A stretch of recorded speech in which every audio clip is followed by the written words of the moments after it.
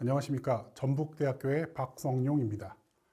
이번 시간에는 1970년대 한국의 정치와 경제에 대해서 살펴보도록 하겠습니다.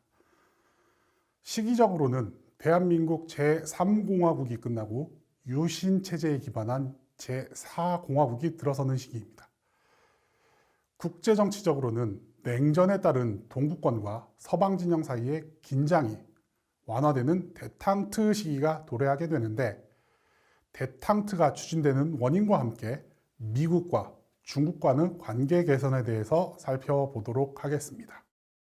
1970년대 세계 경제는 혼란의 시기로 볼 수 있는데, 이의 원인이 되는 브레튼 우즈 체제의 붕괴 및 오일 쇼크에 대해서 알아보고자 합니다.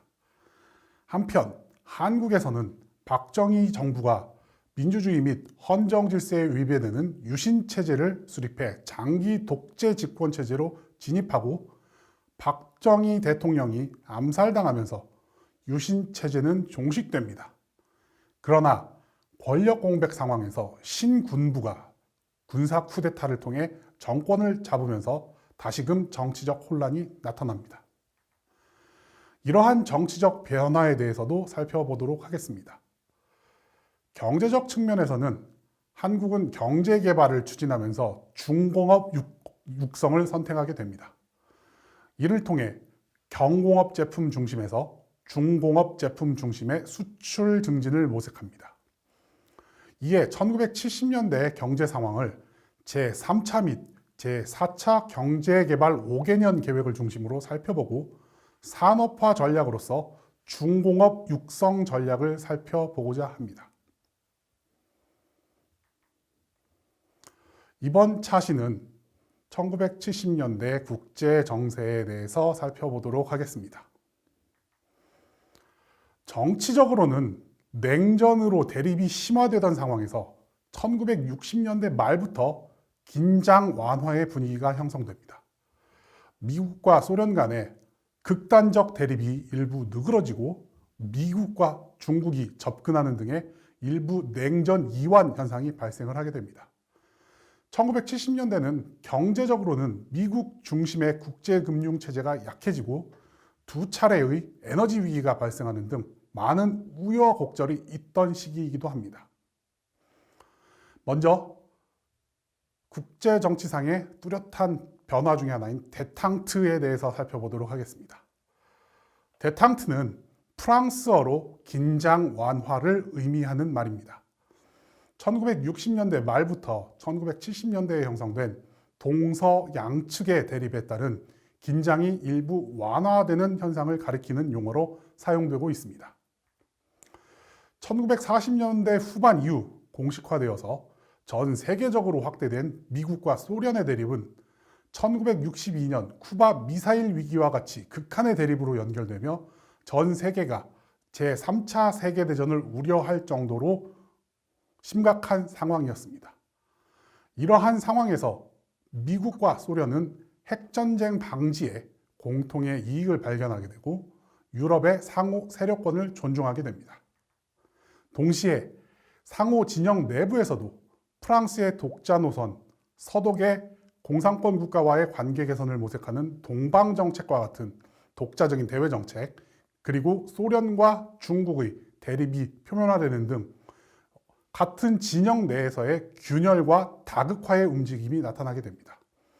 더불어 미국과 소련의 군사력이 상호 간 우위를 점할 수 없게 된 상황으로 상당히 군사적 균형이 맞춰지는 이러한 현상이 발생을 하게 됩니다.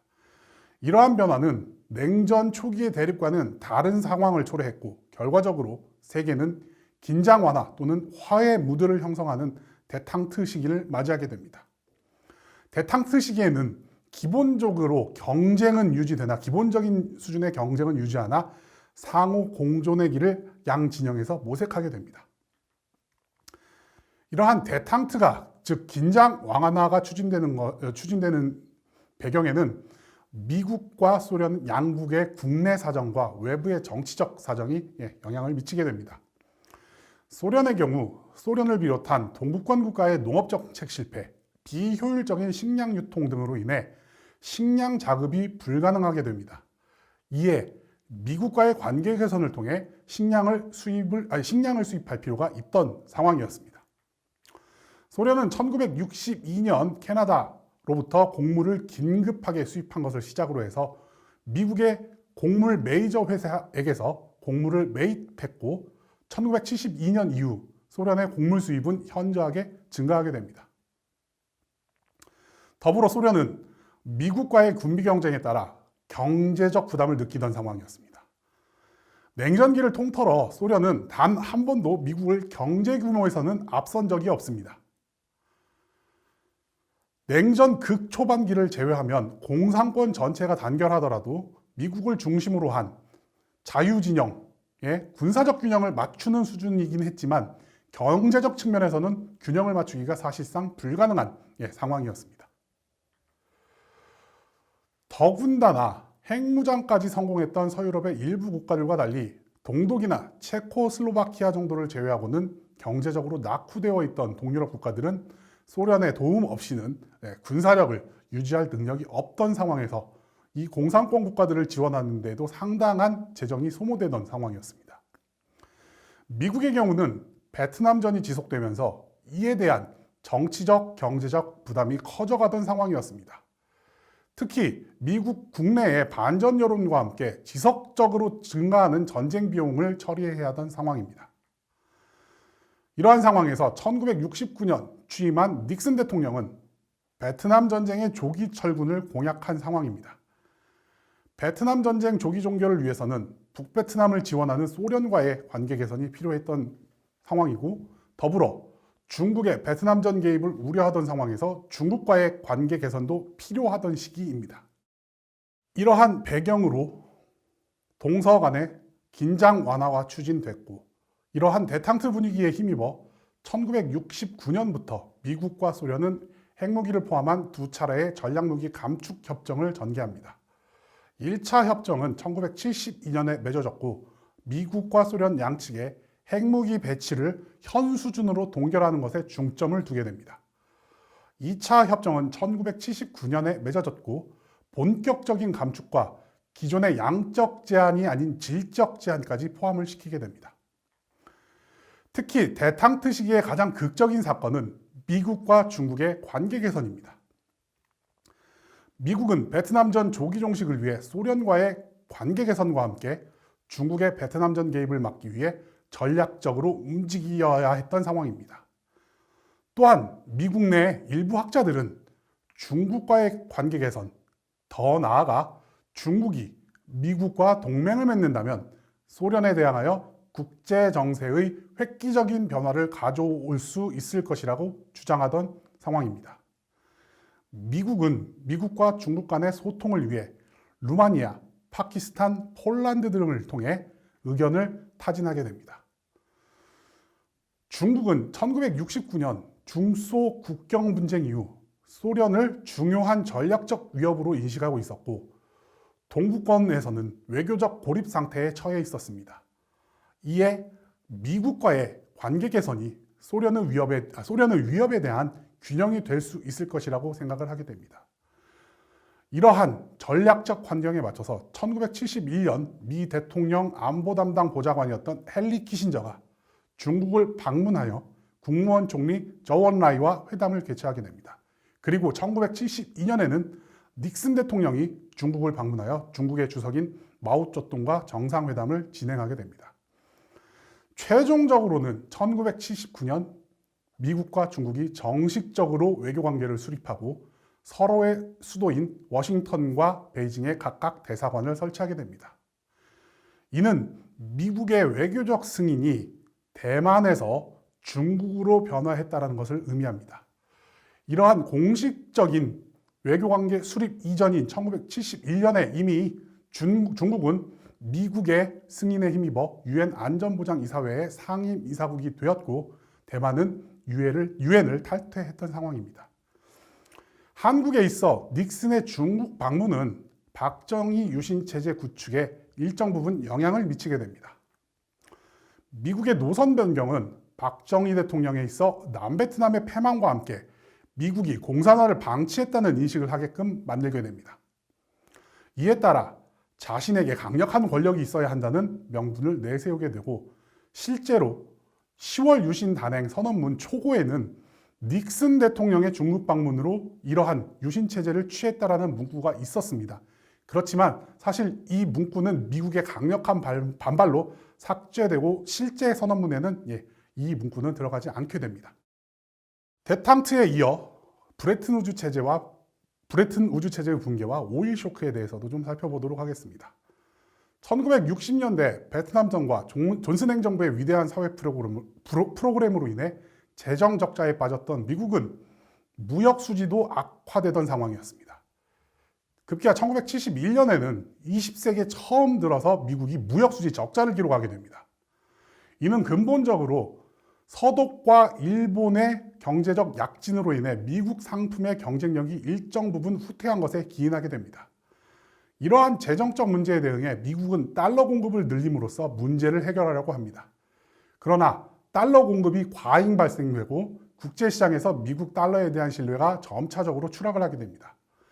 이런 상황에서 1971년 닉슨 대통령은 금과 달러를 교환하는 금태환제를 포기한다는 선언을 하게 됩니다.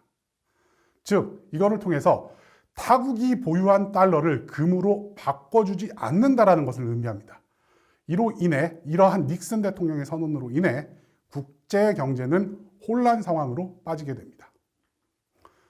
더불어 미국은 금태환제 포기와 함께 외국 상품에 대한 10%의 관세를 부과한다는 보호무역 조치를 취하게 됩니다. 결국 이러한 사태들이 맞물리면서 달러를 기반으로 작동하던 국제금융 시스템인 브레튼 우즈 체제는 붕괴를 하게 됩니다. 결국 1970년대에 걸쳐 미국 경제는 상대적으로 쇠퇴가 나타나고 일본, 서독과 같은 국가들이 국제시장에서 더욱 두각을 나타내게 됩니다.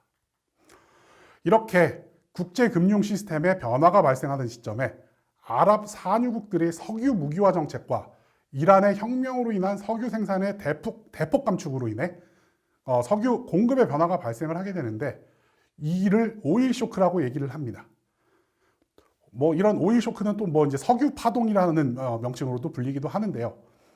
1차 오일 쇼크는 제4차 중동 전쟁인 욤키푸르 전쟁이 원인이 됩니다. 1973년 이집트와 시리아가 이스라엘을 공격함으로써 제4차 중동 전쟁이 발생하게 됩니다.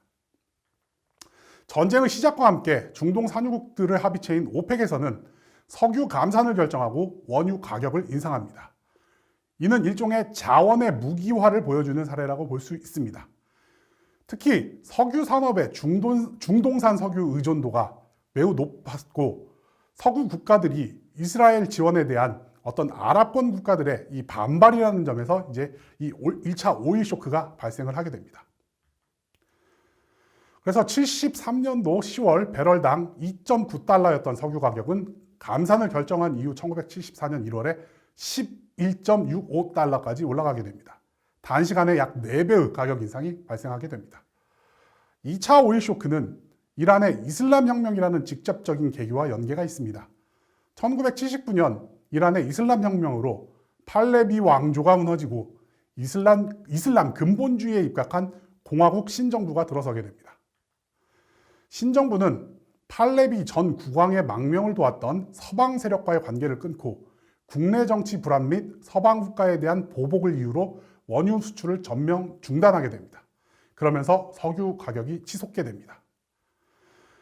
이란이 1979년 3월부터 석유 수출을 재개했지만 원래 수출하던 수준의 60% 정도만 수출을 하게 됩니다. 더구나 1980년 이란과 이라크 사이에 전면전이 발발하면서 석유 가격은 지속적으로 올라가게 됩니다. 그리하여 1979년 12월에는 최고치였던 41달러를 기록하고 1981년도에는 10월에는 34달러를 기록할 정도로 석유 가격이 오르게 됩니다. 두 차례 오일 쇼크를 겪으면서 정치적으로나 경제적으로 많은 변화가 나타납니다. 정치적으로는 오펙 아래 뭉쳤던 중동권 국가의 어떤 국제 무대에서의 발언권이 강해지게 됩니다. 경제적으로는 석유 가격 상승으로 인해 세계적인 인플레이션이 나타나고 극심한 경제 침체 현상이 발생하게 됩니다. 그리하여 당시 한국, 폴란드, 중남미 국가와 같은 개발도상국들이 매우 큰 영향을 받게 됩니다. 이번 차시는 여기까지 하도록 하겠습니다.